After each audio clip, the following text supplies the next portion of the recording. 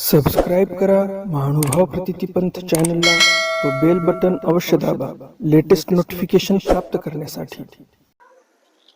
दंडवत हो।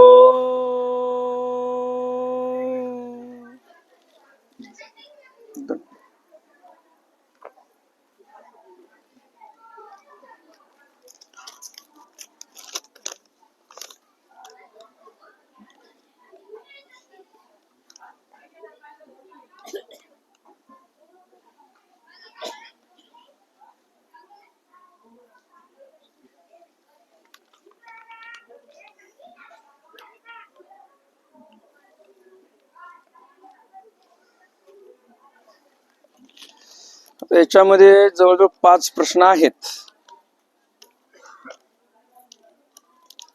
तर यामध्ये काही वेगळ्या विद्वान लोकांचे काही वेगळे मतभेद पडतात। आता पहिला प्रश्न आहे, गोपाळच्या आवडीला मुलासोबत खेळ खेळला, तिथं देवाने आरोगणा केली, मग भोजन केलं तर पूर्वभजन झालं का?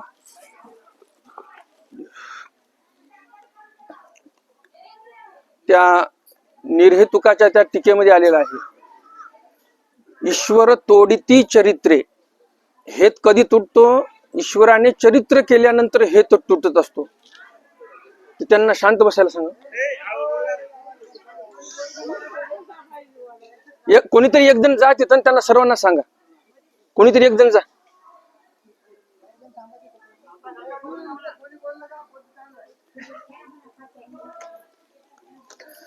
तर विचारस्थळामध्ये काय सांगितलेलं आहे? ईश्वर तोडिती चरित्रे। जसं की उदाहरण देतात, स्वामींनी उक्रडा पोहड केला, देवाने चरित्र केलं आणि हेत तोडला। चरित्र माहित आहे का सर्वांना? उकिरडा पोहड चरित्र। त्याच्यामध्ये काय झालेलं आहे? देव उकिरड्यामध्ये झोपले। देव पहिले भिक्षेला गेले होते त्या गावामध्ये, थंडीचे दिवस होते आणि थंडीचे दिवस असल्यामुळे काय झालं, देवाला वाटायचं की गरम जागा भेटावी झोपण्यासाठी। मग भिक्षेला ज्यावेळेस गावामध्ये गेले त्यावेळेस पाहिलं कुठे आहे का जागा गरम अशी झोपण्यासारखी। तर एका उकरड्यावर एक कुत्री विली होती, तिने असं कोहक केलेलं होतं। कुत्रे कसे खड्डे करू करू बसतात, तर उकरड्यामध्ये तिने मोठं कोहक केलं होतं। तर स्वामींनी ते पाहिलं आणि मग रात्रीच्या वेळेला काय झालं, थंडी वाजायला लागली, त्यावेळेस देव तिथे जाऊन उकिरडा पहोडू केला, उकिरड्यामध्ये झोपले। उकिरड्यामध्ये झोपल्यानंतर देवाला अशी झोप लागली की दिवस निघाला तरी देवाला जागायला नाही। बाया ज्यावेळेस घरातलं सर्व झाडू वगैरे मारला, चुलीतली राख काढली आणि ते टोपलं भरून ज्यावेळेस त्या उकिरड्यावर टाकायला गेले, तिथं टाकायला गेले तर दिवस ज्यावेळेस उजळला नव्हता पूर्ण, त्यावेळेस काही बायांनी टाकलं। आता राख कशी असते? गरम असते। मग देव चरित्रामध्ये आलेला आहे की देव म्हणतात की कोण्यातरी बाईने आणून राख टाकली आमच्यावर, गरम राख होती छान, एवढी झोप लागली आम्ही घरघरा घोरायला लागलो। कारण देवाचं कसं वास्तव्य होतं, आथरायला नाही, पांघरायला नाही, कारण असंच फिरायचे। तर मग देव म्हणायला लागले आम्ही घरघरा घोरायला लागलो। आणि मग जरा दिवस निघाला, मग दुसऱ्या काही बाईने आणून टाकला कचरा। लोकांना दिसला, अरे इथं तर हातपाय दिसत आहेत, कोणीतरी माणूस दिसतंय। मग लोकांचा हलकल्लोळ झाला की उकिंडामध्ये माणूस आहे, माणूस आहे। मग देव उठून उभे राहिले आणि निघून गेले। मग लोक म्हणायला लागले, उकिंडा माणूसू व्याला, उकिंडाने माणसाला जन्म दिला। मग आता या गावावर काहीतरी मोठा अरिष्ट येणार, अशी घटना कधी घडतच नसते की उकिंड्यामधून माणूस जन्माला येणार। मग आता आपल्या गावावर काहीतरी मोठं अनिष्ट संकट येणार आहे, विघ्न येणार आहे, म्हणून काय म्हणे, सर्व गाववाल्यांनी काय केलं, घुगरी जमा केली, म्हणजे कोणाकून तांदूळ, कोणाकून गहू, कोणाकून काय असं जमा केलं, मोठा भंडारा केला। मग देव तर तिथून सकाळीच निघून गेले होते। मग गाववाल्यांनी काय केलं, आजूबाजूच्या गावातील संन्याशांना पण आमंत्रण दिलं की बा तुम्ही भंडाऱ्याला या। मग काही संन्यासी दुसऱ्या गावून येत होते, स्वामीकडनं जात होते आणि दोघांची भेट झाली।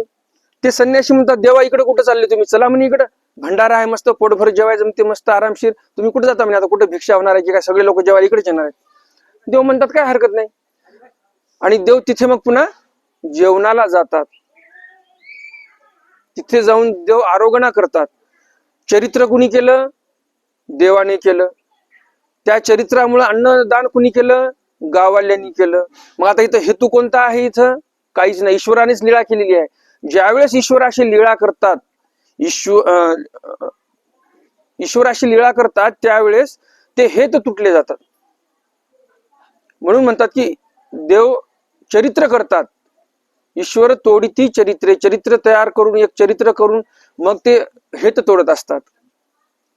आता इथं मग गोपाळ चावडीला बसले होते सर्वजण जे आरोग्यासाठी.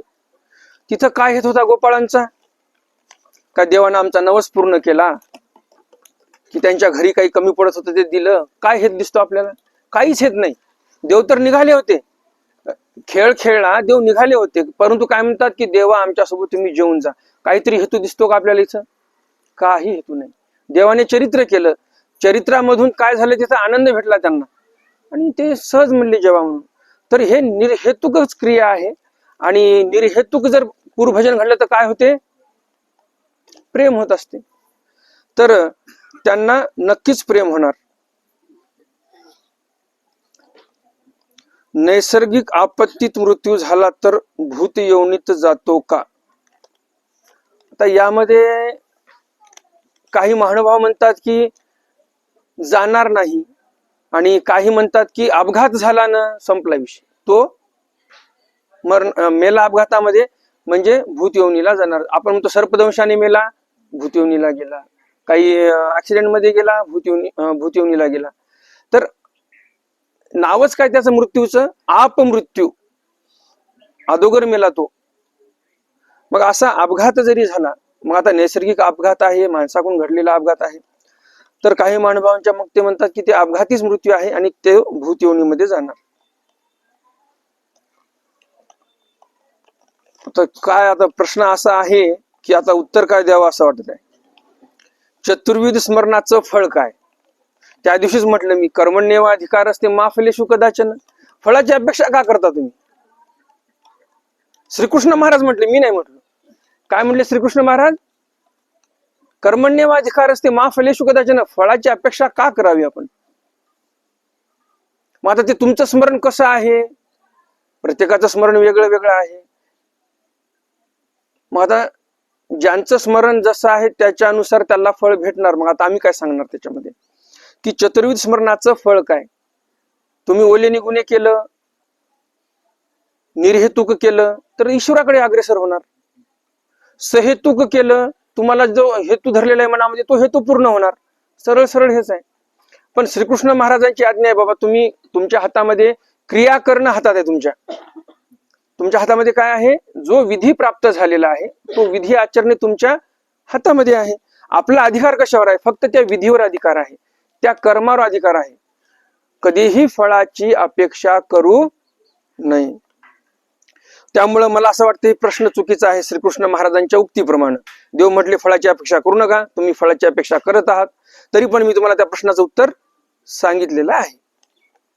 मग आता यामध्ये पुन्हा पाठभेद आहे. त्या पाठभेदाकडे सांगायला गेलं तर अजून थोडा वेळ जाईल. आता जसं पाठभेद काय आहे, आता त्या पाठभेदामध्ये मला तर काय तेवढंस इंटरेस्ट वाटत नाही, तरी पण सांगतो. चतुर्विध स्मरणाचं फळ काय? आता याचाच एक दुसरा अर्थ सांगतो अजून.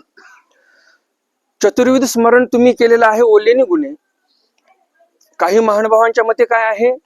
ओलेने गुन्हे जर तुम्ही स्मरण केलं, ईश्वराची अप्राप्ती भावली आणि चतुर्विध स्मरण केलं, चतुर्विध दुःखेसी केलं, तर असं म्हणतात की ईश्वर प्राप्ती होते. आणि हेच चतुर्विध स्मरण कोरडेनी गुन्हे केलं तर सद्ब्रह्म प्राप्ती होते, असं काही महानुभावांचं मत आहे.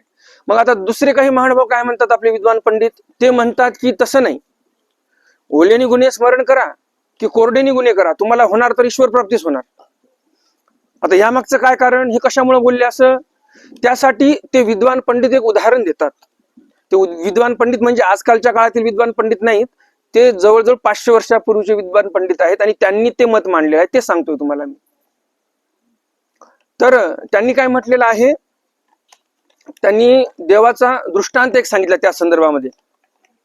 ते जे महानुभाव म्हणतात की कोरडेनी गुन्हे आचरण करा, स्मरण करा किंवा ओलेनी गुन्हे करा, होणार तर ईश्वर प्राप्तीच. त्या संदर्भात त्यांनी देवाचाच एक दृष्टांत दिलेला आहे की देवच त्या दृष्टांतामध्ये तसं बोलतात. तो दृष्टांत कोणता आहे? दुर्भगेचा दृष्टांत आहे. कोणीतरी एक दुर्भगा होती,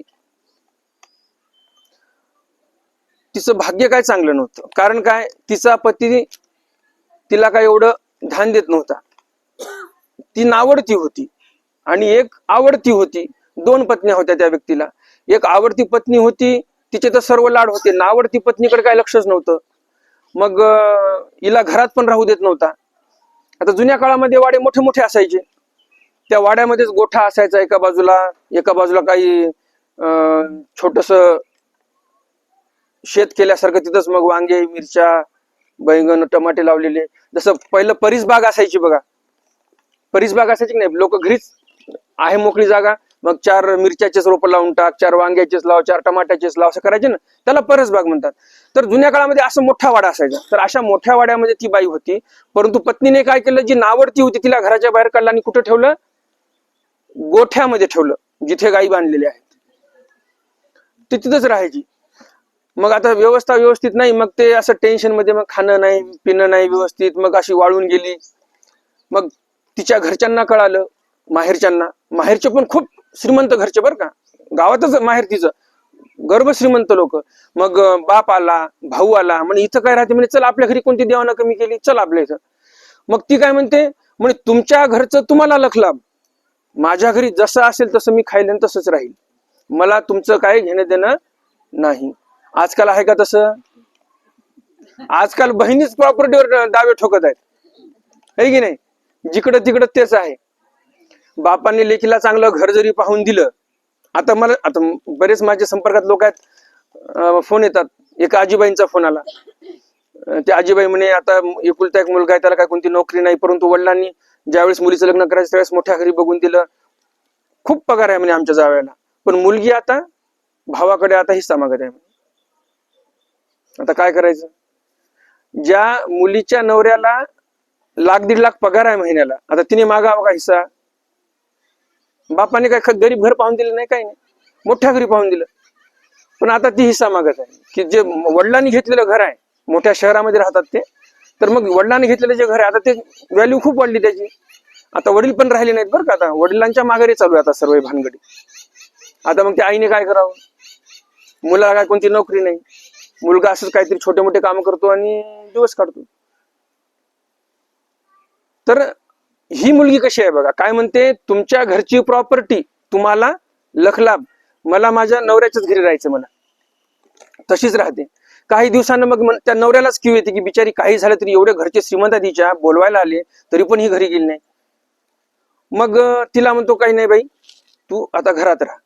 मग घरात राहायला लागली. पहिलीची बायको म्हणजे जे आवडती बायको होती, ती आवडती बायकोला काय मूल बाळ नाही, काही नाही, परंतु हिला मुलगा झाला नंतर, आणि मग ती काय होते, प्रमुख आता मालकीनं झाली ना ती. ते आवडतीची बायको होती, तिला लेकरू बाळच नाही.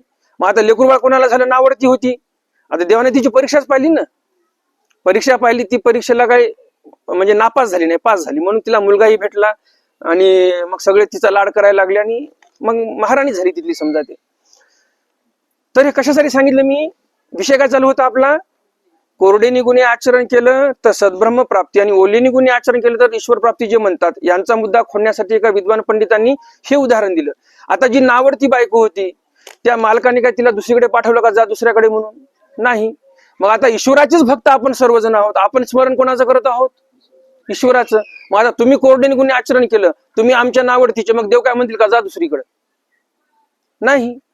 मग जर संसारिक पती जर दुसरीकडे पाठवत नाही नावडत्या बायकोला, तर मग हे जर नाणी आहे, कोरडेनी गुन्हे आचरण करत आहे, याचा काय दोष आहे? त्याचा तेवढा गुण नाही, कोरडेनी गुन्हे करत आहे, मग त्याला काय दुसरीकडे पाठवतात का देव? नाही. तर त्यासाठी हे दृष्टांत दिलेलं आहे की जसं दुर्भगेच्या त्या दृष्टांतामध्ये नावडतीला कधी दुसरीकडे पाठवलं नाही त्याने, तसं भगवंत ईश्वराच्याच ठिकाणी पावन करून देतात, जो कोणी कोरडेनी गुन्हे आचरण करणारा असेल किंवा ओलेनी गुन्हे. आता हा असा पाठभेद आहे त्याच्यामध्ये. त्याला एक दुसरं उदाहरण सांगतात, अजून देवतेचं उदाहरण सांगतात या संदर्भामध्ये. उदाहरणार्थ इंद्रदेवता आहे. इंद्रदेवतेने जे इंद्राचे विद्यावंत होते त्यांना कुठे पावन करून दिलं? स्वतःच्याच मूर्तीमध्ये पावन करून दिलं.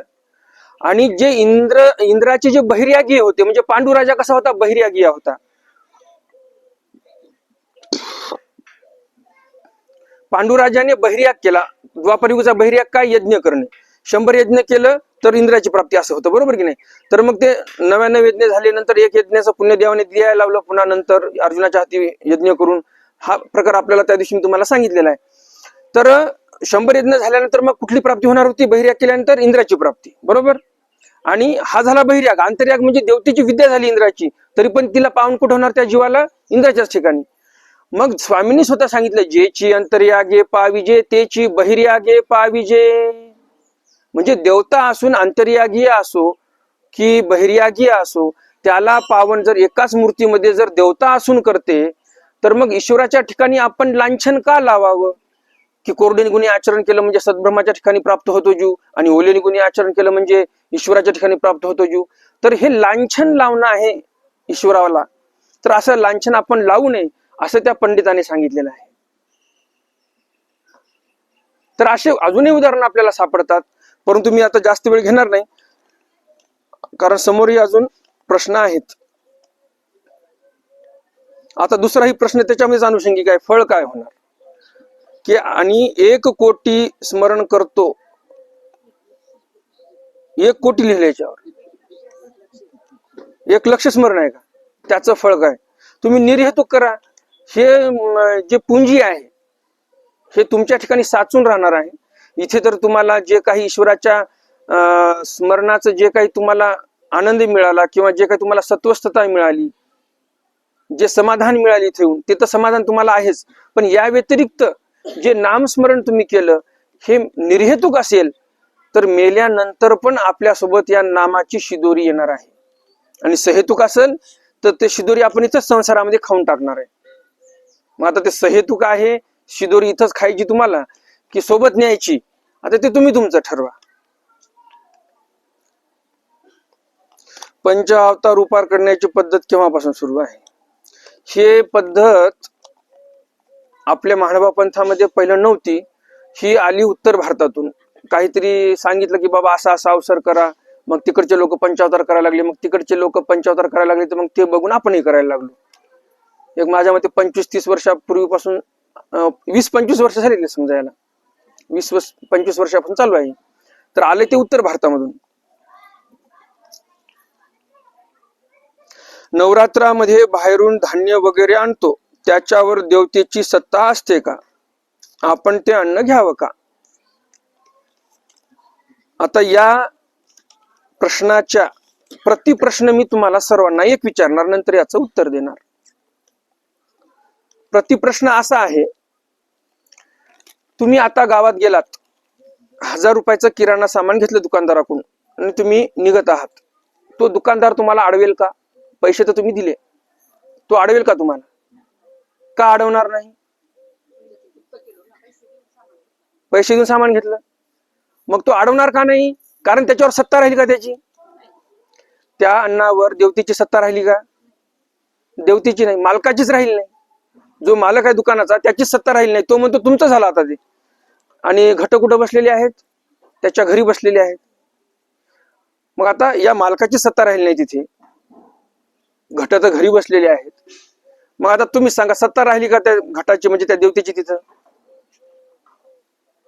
नाही. व्यवहारिक जर पाहिला आपण उदाहरण हे, तर काही सत्ता राहत नाही. आणि हे माझं सांगत नाही, तुम्हाला असं वाटलं की आता या बाबांनी काहीतरी नवीन सांगितलं. हे पण एका विद्वान पंडितांचंच मत आहे, ज्यांच्याकडे शेकडो शिष्य परिवार शिकून बाहेर निघाला आणि जे ईश्वरीय कार्य व्यवस्थितपणे आज मानवा पंथात चालवतात, असं त्यांचं मत आहे. मग आता परंपरेचं मत सांगतो. परंपरेचं मत काय म्हणते, की तिथून घेता येत नाही. का घेता येत नाही, कारण त्यांच्या घट कुठं बसलेत, घरी घट बसलेत, आणि सामान कुठलं घेता येत नाही, दुकानातलं घेता येत नाही. आणि ते पण काय त्याच्या काय चोरी करून आणत नाही, काय डाका टाकून आणत नाही, आपण पैसे देऊन आणतो, तरी पण त्याच्यावर सत्ता असते, असे त्यांचं मत आहे. बर, आता जे स्वामींचं चरित्र घडलं, स्वामींनी गाव सोडलेलं आहे नवमीच्या दिवशी. अगोदर जे 8 दिवस देव तिथं होते, गावामध्ये होतं ना हिवरळीला, त्यावेळेस देवाने कुठे उल्लेख केलाय का नवरात्र चालू आहे कुठूनही सामान आणू नका? आता मी तर लीळा चरित्र पूर्ण वाचलेलं आहे, मला तर उल्लेख कुठं सापडलेला नाही. तुम्हाला कुठं ऐकलं का तुम्ही सांगा बाबा. आता तुम्ही पण पोथ्या पान ऐकलेले माणसं आहे, कुठं ऐकले का कोणी बाबांनी सांगितलं की स्वामी हिवरळीला ज्या वेळेस 9 दिवस होते नवरात्रचं, स्वामींनी बाईसांना सांगितलं बाई सर्व किराणा सामान भरून घ्या अगोदर, आता नवरात्र लागणार आहे आणि आपल्याला बाहेरचं काही एक आणता येणार नाही. असं एक आपल्याला आदर्श दाखवण्यासाठी असं कुठं उल्लेख केलाय का? नाही केला. मग देवाने गाव कधी सोडलं? नवमीच्या दिवशी. कारण काय होतं त्या मागचं? हा नाही नाही हा बरोबर बरोबर, बोला बोला. हिंसा. कशामुळं? हिंसेमुळं. त्या यादीचं नावच आहे हिंसे निमित्ते ग्रामांतर बीजे करणे. काय नाव आहे त्या टायटल्स काय त्या लिहायचं? हिंसेच्या निमित्ताने देव बाहेर जात आहेत, आहे की नाही? आहे ना? मग तुम्ही सांगा आता आपल्या महानुभाव पंथाची परिस्थिती अशी झालेली आहे, एकीकडे देव म्हणतात हिंसा वर्तते म्हणून गावाच्या बाहेर चला. म्हणजे देवाला काय मान्य नाही? हिंसा मान्य नाही. आणि आपलेच बाबा लोक काय सांगतात? सामान घ्यायचं तर मुसलमानाच्या घरून घ्या, मुसलमानाच्या दुकानातून घ्या. आता मुसलमान किती अहिंसक असतात सांगा आता तुम्ही, किती अहिंसक आहेत? अहो त्यांना दररोज गाय कापावी लागते, दररोज बकरे काप, बैल काप, म्हशी काप, दररोज त्यांना नॉनव्हेज खाल्ल्याशिवाय जमत नाही. आणि आपले बाबा लोक काय सांगतात? मुसलमानाच्या घरचंच पाहिजे, दुसरं चालणार नाही. त्या मुसलमानांना भाऊ म्हणण्यामध्ये की नाही अक्षरशः उद्देश लोक दूर गेले तरी चालतात या बाबा लोकांना. असे बाबा लोक मी स्वतः पाहिले, मला फोन आलेत आता नवरात्राचे कितीतरी. काय म्हणतात ते? आता एक उपदेशी गेला त्यांच्याकडे, एक टिंब बाबा होते, एक अबक नावाचे बाबा. त्यांच्याकडे त्यांनी अनाऊन्स केलं की उपदेशांनी ज्यांना कुणांना काही सामान आणायचं असेल नवरात्रमध्ये, त्यांनी फक्त आपल्या मुस्लिम बांधवांकडूनच सामान आणावं. कोण म्हटलं हे असं? ते कोणीतरी एक XYZ बाबा होते. आता तुम्ही सांगा, आता त्यांना बांधव म्हणावं कसं? राक्षसांना कोणी बांधव म्हणते का? माणूस म्हणेल का? त्यांना ते नॉनव्हेज खाल्ल्याशिवाय दिवस धकत नाही, मग ते काय माणसं आहेत का? नाही. आताच्या काळातील समाजामध्ये शिरलेले राक्षस, बरोबर की नाही? मग आता आपले बाबा लोक म्हणतात त्यांचं आणा. मग आता एक उपदेशी गेला, बाबा म्हणे तुम्ही सकाळी सकाळी अनाउन्समेंट केली, असं कसं काय केली अनाउन्समेंट? म्हणे नाही म्हणे हे असंच असते म्हणे, असंच नवरात्रमध्ये यांच्या घरूनच आणावं लागते, यांच्या दुकानातूनच आणावं लागते, दुसरं चालत नाही म्हणे आपल्याला. मग त्या व्यक्तीचा मला फोन आला, म्हणे बाबा असं असं झालं. मग आता खरं काय आणि खोटं काय नेमकं? मी म्हटलं बाबा मी तर काय माझं सांगणार नाही, मी काय कोणता एवढा मोठा माणूस नाही की माझं मी सांगणार. मी तर सांगणार जे देवानं केलं चरित्रामध्ये तेच सांगणार. तर मग लीळा चरित्रामध्ये जे घटना घडलेली आहे, घोडाचुडीच्या शिष्यासोबत देव प्रवास करत असताना, किंवा आताचं उदाहरण दिलं हिंसेनिमित्ते गावाबाहेरी बीजे करणे, हे जे उदाहरण आहे हे कशासाठी आहे? हिंसेनिमित्ते. घोडाचुडीच्या शिष्या सांगा तू सोडला कशामुळं? हिंसेनिमित्त. त्या घोडाचुडीच्या शिष्यानं गाव जाळलं म्हणून देव म्हणतात तुम्ही हिंसा केली आम्ही तुमच्यासोबत येणार नाही. देवाने सांगाच सोडून दिला त्या घोडाचुडीच्या शिष्याचा, तो हिंसक आहे म्हणून.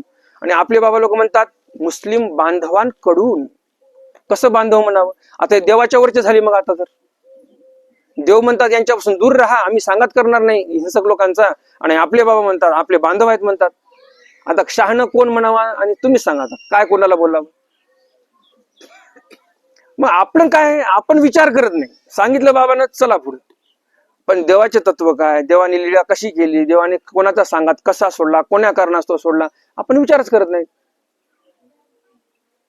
आपल्या बाबांना सांगितलं चालले पुढं. बरं तुम्ही नवरात्रमध्ये समजा 5,000चं सामान खरेदी केलं मुसलमानांकडून, जास्त नाही म्हणत मी, 10% त्यांना फायदा झाला. 5,000मध्ये 10% मुनाफा कमवला 500 रुपयाचा. ते काय कोणत्या गाईला चपाती टाकणार आहे की एखादी पेंडी टाकणार आहे गवताची? ते तर रात्री किलोभर घेऊन जाईल स्वयंपाक करून खाण्यासाठी. गाईचंच मांस घेऊन जाते घरी. मग आता कितपत योग्य आहे? एकीकडे तर सर्वज्ञ श्री चक्रधर स्वामींनी गायी राखल्या, नांदेडचीच लीळा आहे. पूर्ण लीळा चरित्रामध्ये जर आपल्याला उदाहरण भेटेल की देवानं काम केलं कोणतं, तर देवाने एकच काम केलं, गायी राखण्याचं काम केलं. आणि त्या गायी राखण्याचं तर सोडून द्या, आपण गायी कापणाऱ्याला जर पैसे देत राहिलो तर देव काय म्हणतील आपल्याला? माझी आज्ञा बरोबर पालन करता हा भक्त म्हणेल, बरोबर की नाही? म्हणेल का असे असे म्हणतील देव? नाही. मग असं आहे सध्या, वासनिकांनी गोंधळून का जाऊ नये? मग जर असं आहे, देवाचे तत्वच आपल्याला कोणी बाबाला कोणी सांगत नसतील तर मग वासनिकांनी काय गोंधळून जाऊ नये? ते गोंधळून जाणारच ना. एक बाबा येतात तसं सांगतात, एक बाबा येतात तसं सांगतात. बरं, देवाचं चरित्र तेच असतात, तेच चरित्र काही वेगळ्या अँगलला सांगतात पुन्हा काही लोक. त्यामुळं याच्यासाठी नाता विरक्ताचा संग कीजे देवानं म्हटलेला आहे. आपणी आपसी नाता विरक्ताचा संग कीजे, तर आपलं काहीतरी भलं होते. नाहीतर मग आपण जर अशा कोणत्या भलत्या सलत्या गुरुकडे गेलो की मग ते काही पण म्हणतील. डुकराला पण काय म्हणतील? कोणता पक्षी आहे?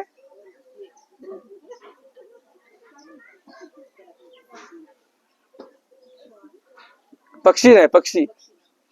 चला नंतर सांगा, विचार करा. आता मी पोथी चालू करतो. काय याच्यातली शंका राहिली का? हा, कसं कसं? हा हा हा, लक्ष लावून करायचं. आपलं लक्ष देवात लावून एक लक्ष स्मरण करायचं. हा हा हा,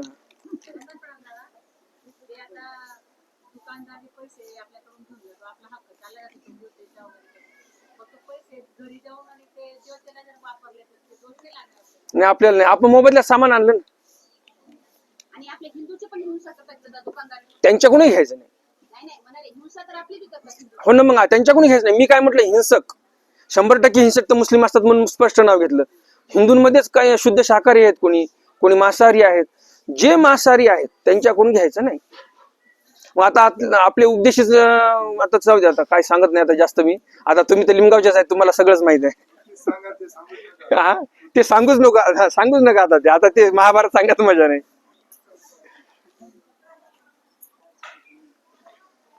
चला, कोणतं लीळा कोणती ऐकली आपण शेवटची? सांडोबाबांनी. अजून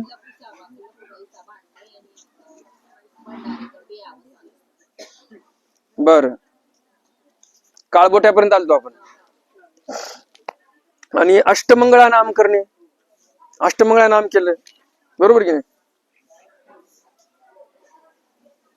त्यानंतर आपण चरित्र पाहिलं, तुझ्या आयसिया महात्म्याच्या कपाळी घाली घाट, हे एक चरित्र पाहिलं आपण.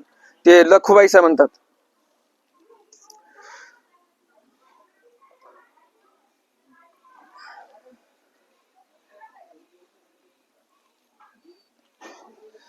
भांडारेकारा देहावसान. किती वाजले? 3:30. अर्धा तास पोथी चालणार आहे आपली. फक्त अर्धा तास अगोदर पोथी झाली ना आपली, काय आपण अन्यवार्ता थोडी गेली. तर भांडारेकारांचं देहावसान कसं झालं त्या संदर्भामध्ये लिहिलं आहे. भांडारेकारांशी बाहेरीतीचा उपद्रव. भांडारेकारांना फार जुलाब लागल्या. ते बाहेरी जाती तरी गोसावी श्री करू देती. ते बाहेरी जाती, ज्या व्यक्तीला लूज मोशन्स आहेत, जुलाब चालू झालेले आहेत, तो व्यक्ती गळून जातो एकदम. त्याच्या अंगात काही त्राण राहत नाही. तर असे एकदम त्राण निघून गेलेला आहे भंडारेकरांच्या शरीरातलं. तर स्वामी त्यांना हात देत आहेत. जसं आपण अशक्त माणसाला हात देऊन चालवतो ना, हातात हात धरून आरामाने आरामाने घेऊन जातो, तसं स्वामी भंडारेकरांना नेत आहेत. ते गोसावियांचा श्री करू धरिती. बघा, जे भांडारेकरांनी 16 वर्ष कधी पाठ दाखवली नाही, त्यांच्यावर काय वेळ आलेली आहे की देवाचा त्यांना हात धरून चालावा लागत आहे. नाही तर ते किती कुशळ होते, कधी पाठ दिसू दिली नाही, एवढे कुशळ. तरी पण आता अशक्त झालेले आहेत, पर्याय नाही. त्यांना काय सुख वाटत असेल का देवाला आपली सेवा करावं लागत आहे? दुःखिस्त अंतकरणाने ते तिथं देवाच्या श्रीकरामध्ये हात देत आहेत आणि देवाकडून आता हे करून घेत आहेत कार्य. मग गोसावी तया ते बाहेर नेती, बाहेरून भीतरी आणती. देवच बाहेर न्यायचे, त्यांचं शौच आटपलं की पुन्हा त्यांना आतमध्ये घेऊन यायचे. ऐसे तयाच्या एरझाराचे दुःख देखुनी मग गोसावी तयाची शुश्रुका करीती. असं एरझाराचं दुःख पाहून देव म्हणतात आता तू एरझारा करू नको, आता तुझी आता ताकद राहिलेली नाही चालण्याची, तुम्ही आता इथंच विश्रांती घ्या, आम्ही तुमची सर्व सेवा करू. तर देव सेवा शुश्रूषा करायला लागले. कशी सेवा शुश्रूषा आहे? आपुलेनी श्री करे तयाची वस्त्रे धुती. जाग्यावर आता शौच चालू आहे. लघुशंका दीर्घशंका जाग्यावरच निळभट्ट भांडारेकरांची चालू आहे. ते कपडे कोण धुवून आणत आहेत? स्वतः देव घेऊन जातात आणि धुवून आणतात. मागुते पांघुरविती, पुन्हा ते वस्त्र पांघरवायचे. बाहेरती फेडती, बाहेरती फेडती, जे शौच झालेलं आहे ते व्यवस्थित धुवून टाकायचे, बाहेर टाकून द्यायचे. ऐसे तीची शुश्रुका करीती. अशी सेवा शुश्रूषा देवाने चालू केलेली आहे भांडारेकरांची.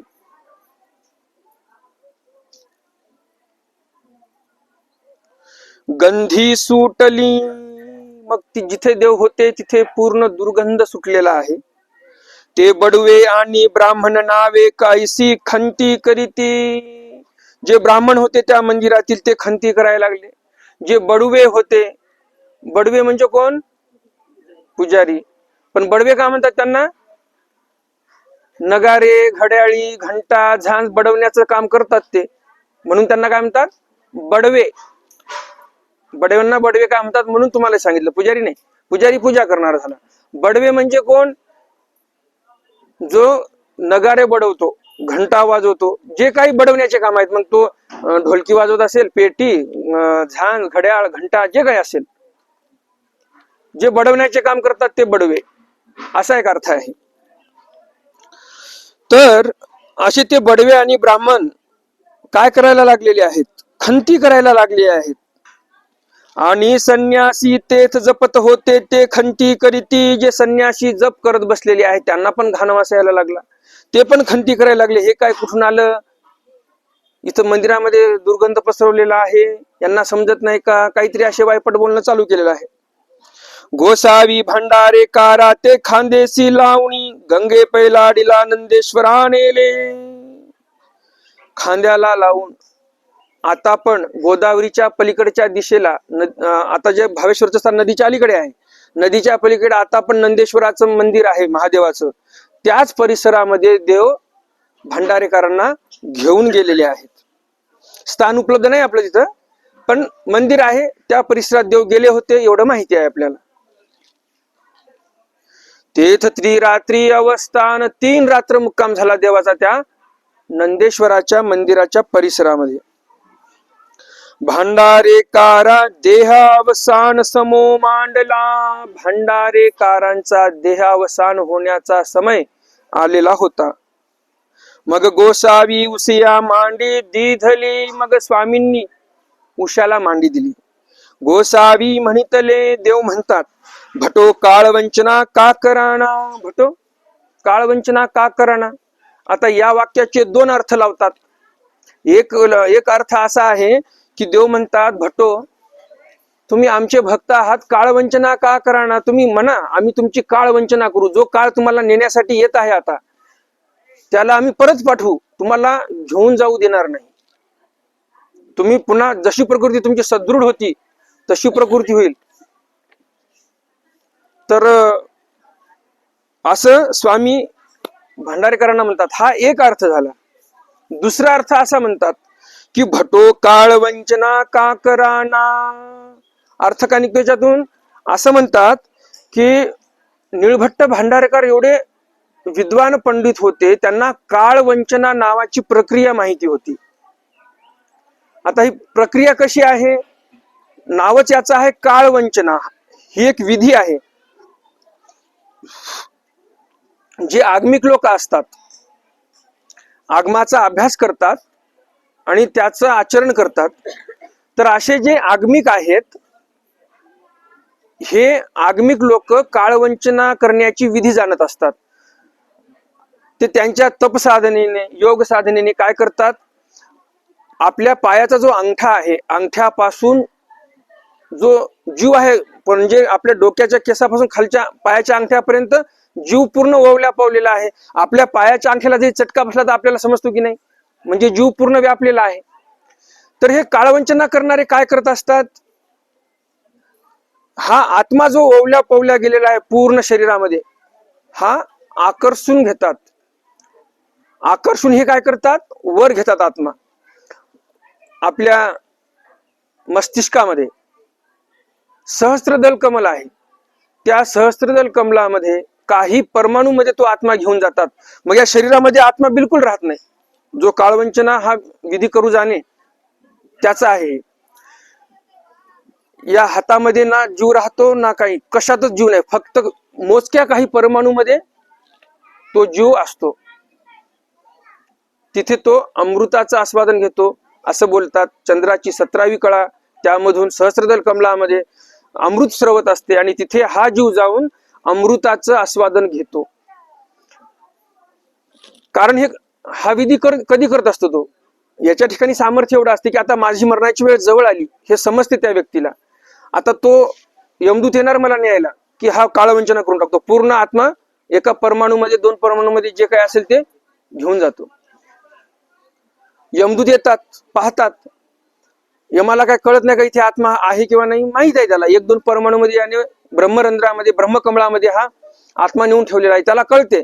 पण यमदूतांचा नियम काय आहे, जर आत्मा पूर्ण शरीरामध्ये ओवल्या पवल्या गेलेला आहे तरच यमाला अधिकार आहे आत्मा घेऊन जाण्यासाठी, त्या व्यतिरिक्त त्याला अधिकार नाही.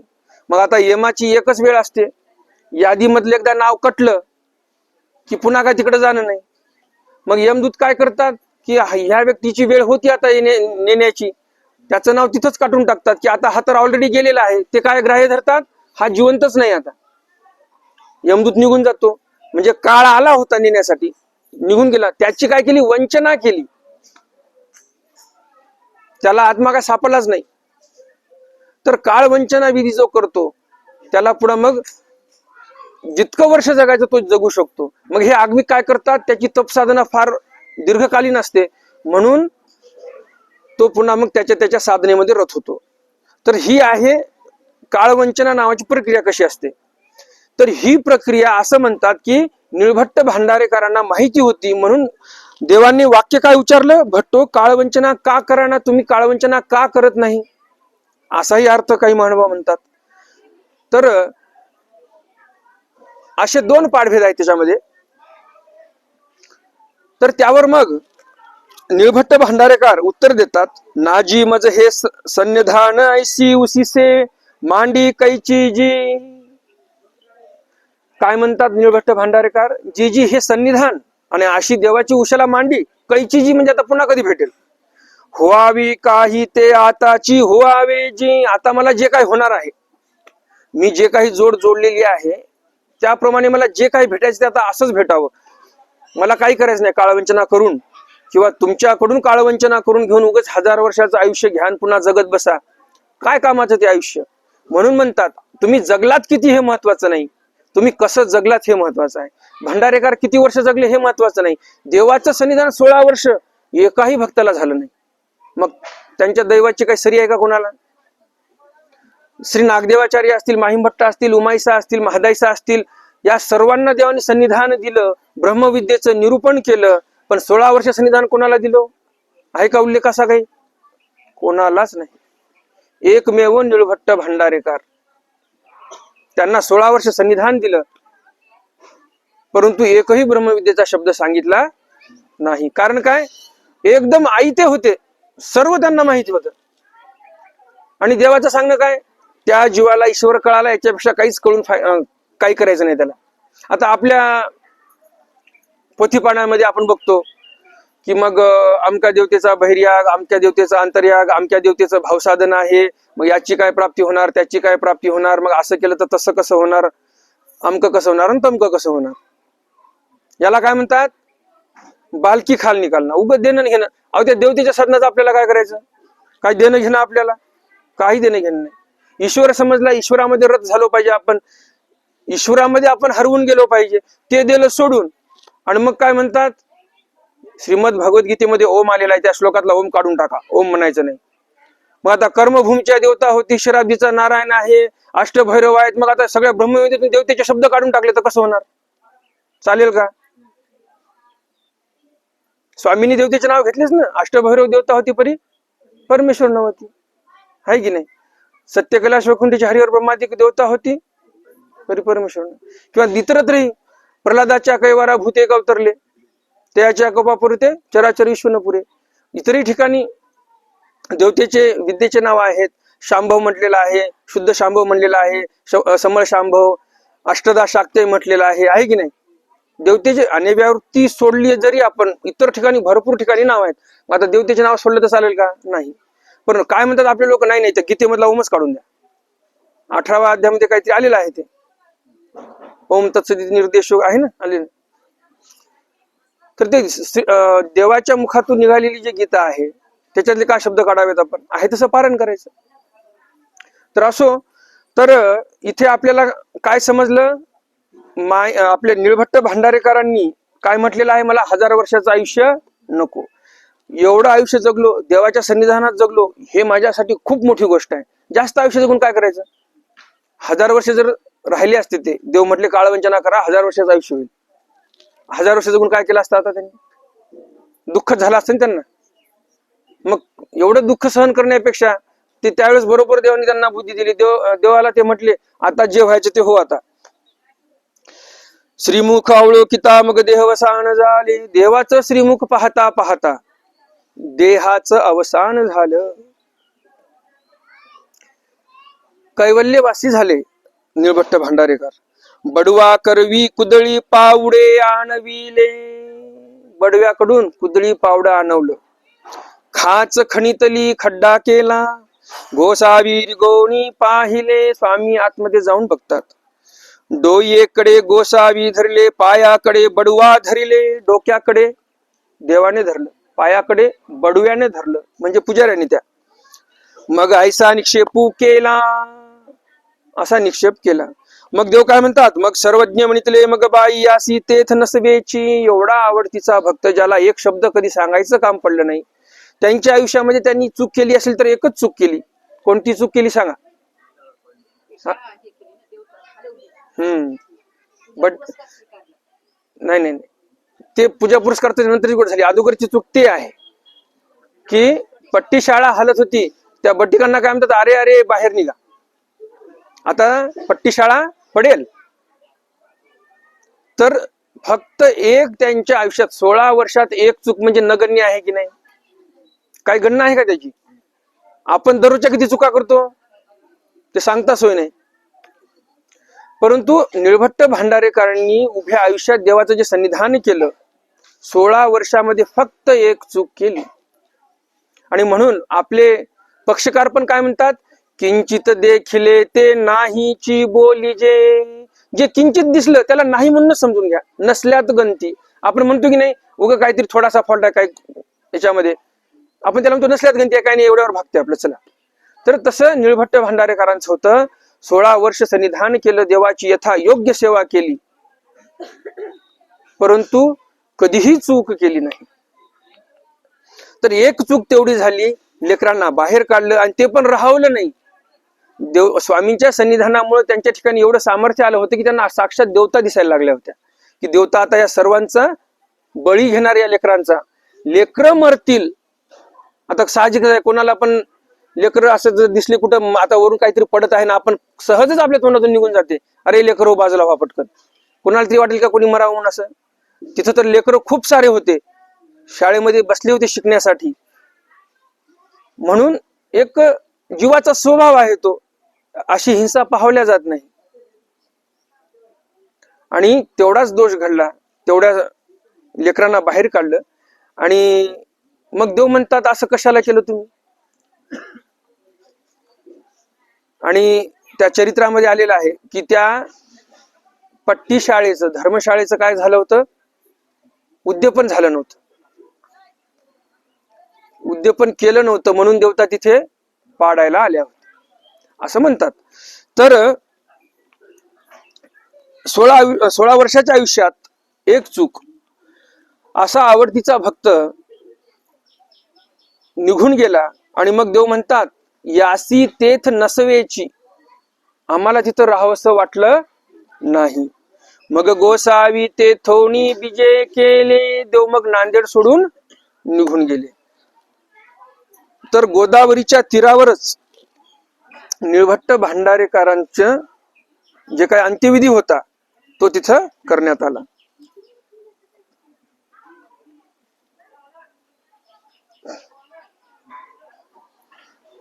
किती वाजले?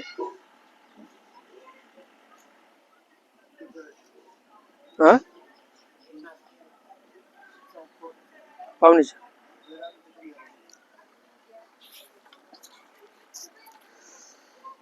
एकादशीची सौभागा करवी केळे खावणे.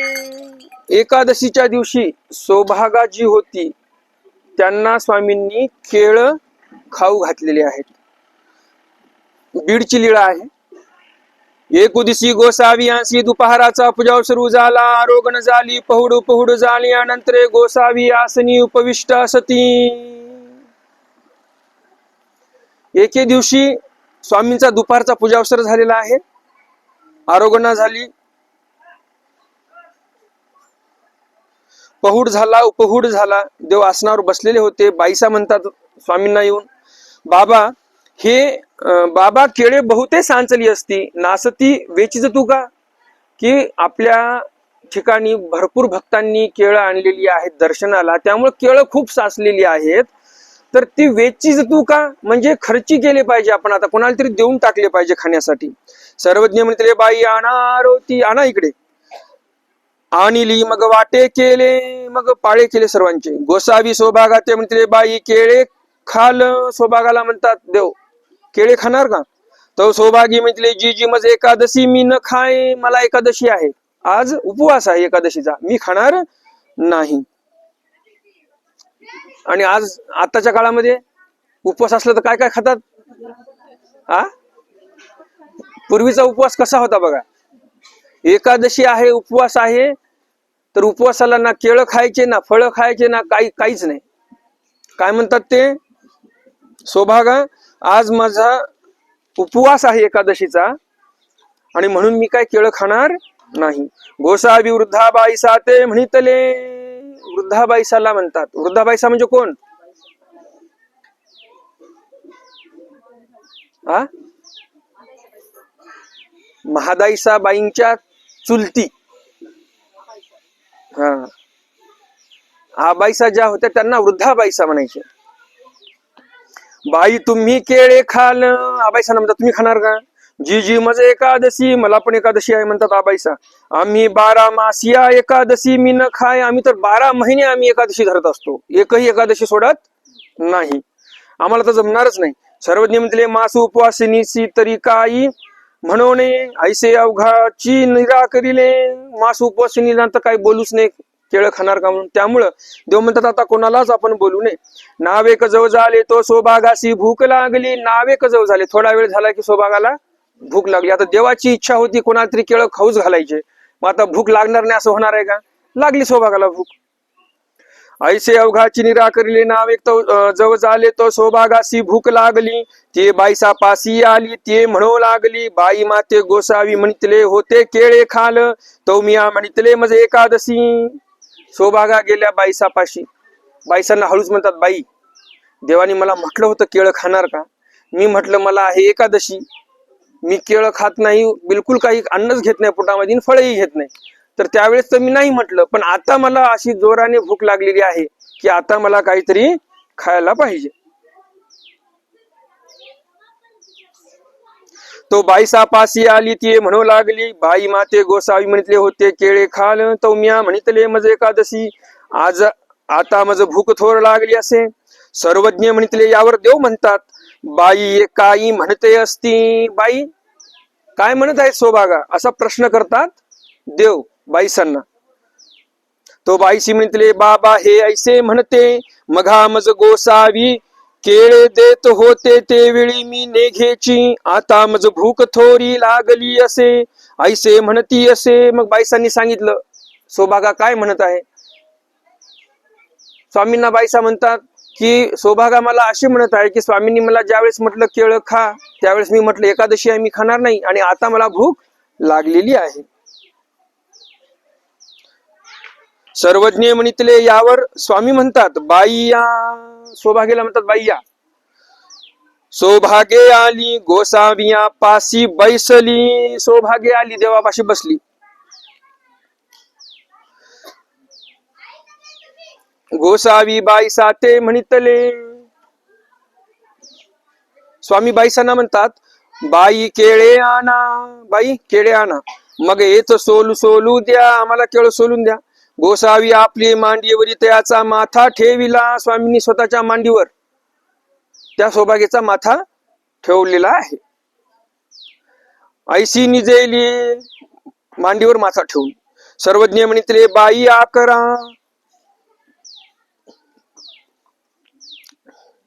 स्वामी म्हणतात, बाई आ करा. तेही आ केले, तोंड आ केलं.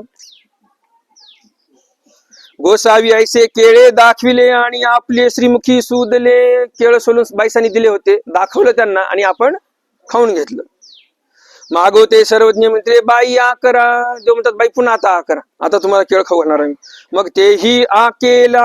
आ केला कोणी? सौभागाने. गोसावी म्हणती, बाई केळे द्या. बाईसाकून केळ घेतली. बाईशी गोसावियाचा श्रीकरी केळे सोलणी दिधली. बाईशी वाटा साखर घातली, एका वाट्यामध्ये साखर घातली. ते साखरेशी केळे ऐसे घोळिले, त्या साखरेमध्ये केळ घोळलं. गोसावी ऐसे केळे दाखविले, मग पुन्हा केळ दाखवले त्यांना, आणि आपला श्रीमुखी सुदले. पुन्हा आपण त्या सौभाग्याला काय दिलं नाही खायला, आपणच खाऊन घेतलं. मग तेही मांडीवरून माथा काढिला. सौभाग्यानं माथा काढला, मांडीवरून उठून बसली. नागे आई केळे आपण आरोग्य करीत अशी जे, आणि माते आपण चाळवीत अशी जे. म्हणजे काय म्हणतात सौभाग्य, की नागे आई, आता हे देव काय करत आहेत, मला फक्त चाळवत आहेत, माझी थट्टा मस्करी करत आहेत, आणि केळ स्वतः खात आहेत. सर्वज्ञ म्हणितले, आता न चळविजे, आता आम्ही तुमची थट्टा मस्करी करणार नाही, तुम्हाला चाळवणार नाही, आता तुम्हाला खाऊ घालू. तरी मालूबाईची आण, आता चाळविजे तरी मालूबाईची आण. म्हणजे कोणाची आण? मालणी मातेची आण. आता जर आम्ही तुम्हाला चाळवलं तर मला मालणी मातेची आण. मग गोसावी तया करवी तृप्त पर्यंत केळे खावविली. मग देवाने त्यांना पोट भरेपर्यंत केळ खाऊ घातली, जसे आपण आता उपवास असलं की खातो, बरोबर की नाही. आणि त्या काळामध्ये देव खाऊ घालायचे, असे कट्टर उपवास धरणारे होते त्या काळात. तर असो, आजचा आपला वेळ संपलेला आहे, आणि आजचं चरित्र शेवटचं कोणतं झालं? सौभागा करवी केळे खावणे, आजचं शेवटचं चरित्र उद्या लक्षात ठेवणे.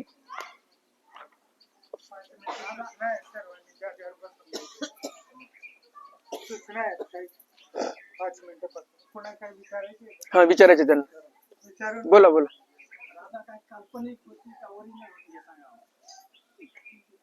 पूर्ण भागवतामध्ये राधाता काय आलेली नाही कुठं. राधा शब्द एका ठिकाणी आलेला आहे, तो वेगळ्या अर्थाने आलेला आहे भागवतामध्ये. आणि जे लोक लीळा रचतात देवाची, मनानेच रचतात बरं काही. आणि आपले मानव पंथामध्ये पण बरेच भजनी मंडळ आहेत की जे तसे भजन म्हणतात, गवळणी म्हणतात.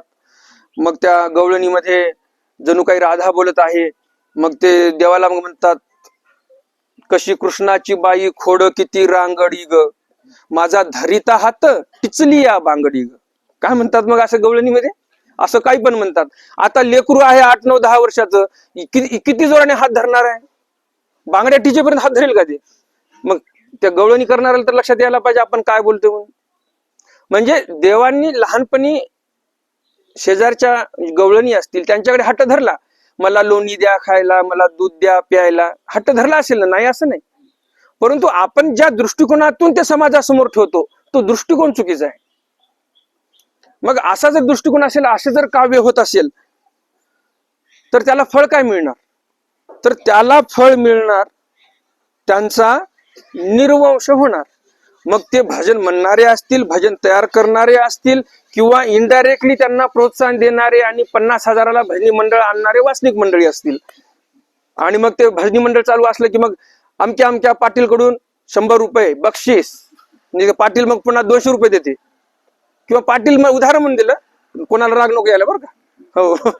पण असं आहे, मग तुम्ही पैसे देताय म्हणजे काय होत आहे, ते त्यांना प्रोत्साहन आहे की तुम्ही देवाला शिवा घाला. श्रीकृष्ण महाराजांना नाठाळकांना, चाठाळकांना, खट्याळकांना असे बोलतात ना, ते गवळणीमध्ये काय असते हेच असते. मग आता खट्याळ तुम्ही सांगा, असं मी जर कोणाला आता इथं बसलेले आहेत, त्यांचा ना आमचा परिचय नाही काही, मी म्हटलं काय खट्याळ माणूस आहे, त्यांना राग येणार नाही, जमेल का असं बोलायला? मग आपण सरळ देवाला म्हणतो खट्याळ किती बाई तुझा हा नंदलाल. मग आता याला मोक्ष होणार की नरक होणार की निर्वंश होणार सांगा तुम्ही. हे मी मोकळं बोलत नाही, तुम्हाला चरित्रातलं उदाहरण देतो. द्वारावतीकार श्री चांगदेवरावांपाशी एक रवळा नावाचा कुंभार आला होता. रवळा कुंभाराने काय केलं, एक काव्य तयार केलं, देवापुढे म्हणून दाखवलं, आणि देवाला मग ते काव्य संपल्यानंतर म्हणतो, देवा गीतू कैसा झाला?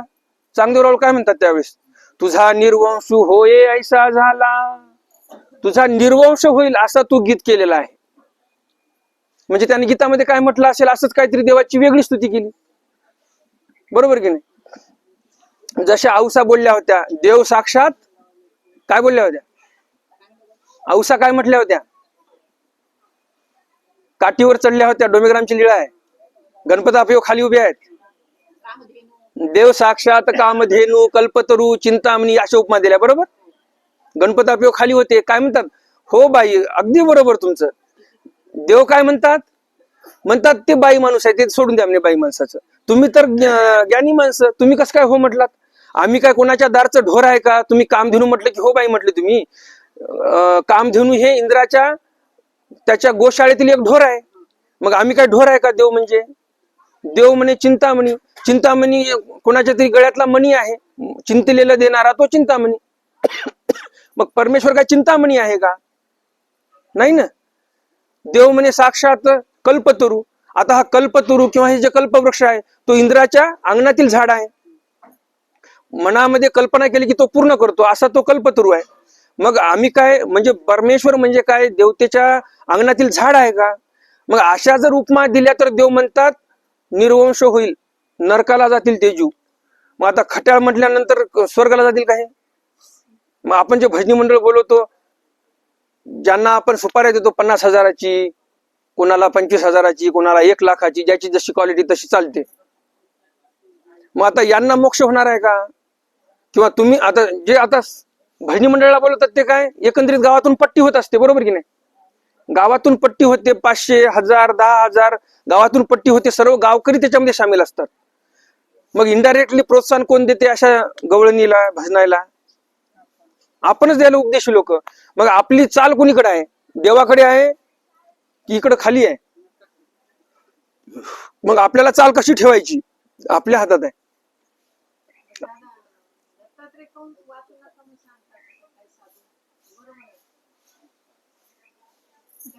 तुम्हाला काय वाटतं बरं, दत्तात्रय कवच कुणी रचलेला आहे? भृगुक्तेर मधुरे वाक्य म्हणतात ना, भृगुक्तेर म्हणजे भृगूने उक्त केलेलं, बरोबर ना? भृगु ऋषी होते दत्तात्रय महाराजांचे. कोण होते ते? काका होते, अत्रि ऋषीचे भाऊ होते. स्वतःच्या पुतण्याला जसं पाहिलं तसं वर्णन त्यांनी केलंय. मग आता ते खोटं करतील की खरं करतील? संपला विषय, संपला ना. मग खरं वर्णन आहे तर करायचं पारायण.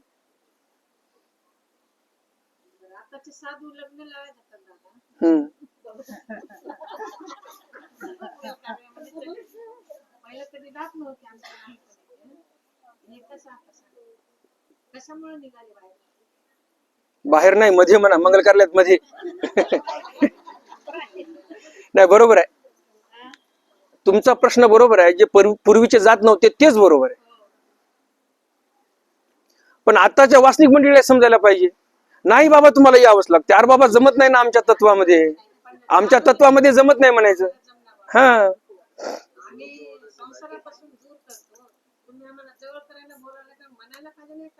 म्हणायला पाहिजे. अगदी बरोबर बोलले तुम्ही. चला, अजून आहे का काही?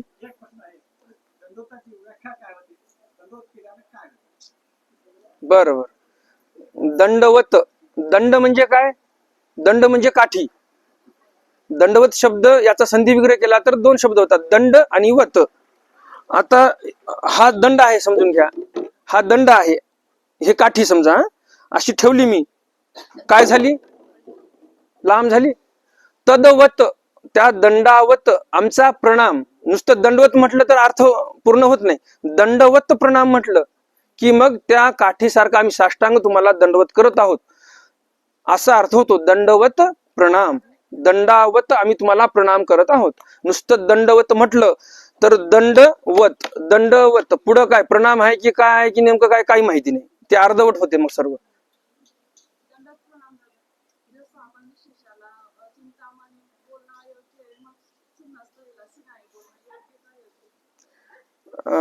शिनाई, फुलारी आई म्हणतात, हे असं म्हणणं योग्यच नाही. आणि चिंतामणी आपण ओट्याला म्हणतो, काही ओटे असतात त्याला चिंतामणी ओटा म्हणतो आपण. चिंतामणी ईश्वर म्हणत नाही आपण, काय म्हणतो आपण? चिंतामणी ओटा. त्याला चिंतामणी का म्हणतात?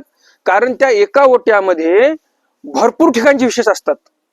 बहुतांश तुम्ही जे लीळा स्मरण करणार ते विशेष त्याच्यामध्ये असणार त्या स्थानाचे, म्हणून चिंतामणी असं बोलतात. त्या चिंतामणी बोलण्यामागचा हा अर्थ आहे. मणी म्हणजे मनामध्ये जे चिंतन केलं ते, लीळा त्या ओट्यामध्ये त्या स्थानाचा विशेष आहे, असा अर्थ आहे. शिन्नस्थळी नाही, म्हणू नये तसं. त्या आपल्या हातगावला काय झालेलं आहे, उखळाई उखळाई उखळाई आईच करून टाकलं, तिला साडी नेसतात. आता काय करायचं? आता स्त्री वेशे अवतार धरणे आतीची ना म्हणतात देव. तर आम्ही कधीच स्त्री वेशामध्ये अवतार धरत नाही ना, आपण देवाला साडी नेसायलो. आता काय कपाळावर हात मारून घ्या. ते कोलारी आहे तर समजा देवताच होती की, तिला देवाने संबंध दिला, बरोबर की नाही? नाही हो, पण आता देवती लोक देवता म्हणून पूजा करताना तिचं नाव तसंच राहिलं ना, तिथं आलं परमेश्वराचं सामर्थ्य, परंतु ते परंपरा जशी होती तशी चालली. चला, झालं का? दंडवत करतो. दंड